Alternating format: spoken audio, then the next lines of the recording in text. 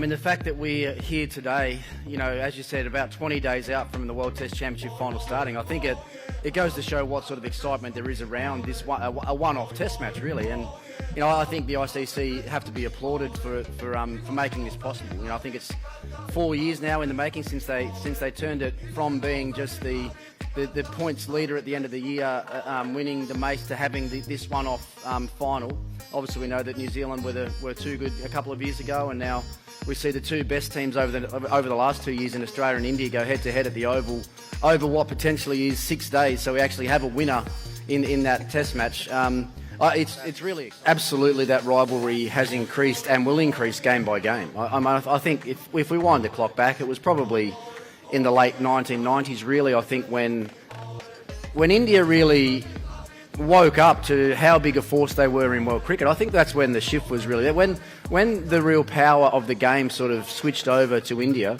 And to be honest, when you know, through the likes of Ganguly and these guys, where they knew if they wanted to compete against the best teams in the world, that they probably had to start playing their cricket in a different way, you know, and I think that's where it changed. When Steve Waugh was captain, you know, obviously I took over from him. Steve Waugh was probably captaining against Saurav and Sachin at different times, and you could feel a real change in the late 90s. And then that rivalry, series by series, game by game, whether it be a Test match, a one-day or a T20, that rivalry has grown and grown and grown to the point now where you actually hear a lot of the younger Australian players talk about that the rivalry is almost as big as the Australian-England rivalry. And if it ever gets to that, then you know that's when you have, through the course of a year, that's where you have some incredible, the course of a World Test Championship cycle, that's where you end up having some amazing series. You know, if Australia and India is as big as an Ashes series and you've got both of those in one calendar year, well then you've got some great cricket to watch and witness. So yeah, even you think about the next couple of months, the one-off test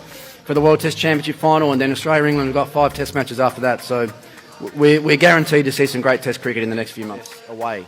You know, their record in England is actually quite good as well. So, you know, if they'll miss Bumrah. Bumrah's going to be a huge loss for them going there.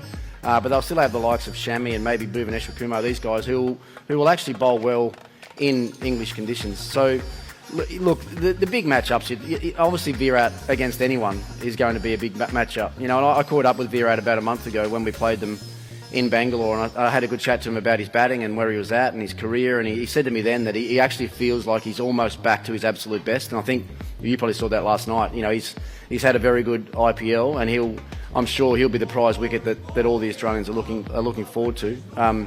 You know, even you think about the last few series we've played, Pujara in Australia has been, you know, really hard to dismiss, and the English keys over there playing now. You know, Steve Smith's there playing now, Labuschagne's playing in England now. They're trying to get a bit of a feel for the conditions before this big Test match comes around. So, look, I think it'll be India's top order against Australia's fast bowling. I think is a bit of a mouth-watering sort of.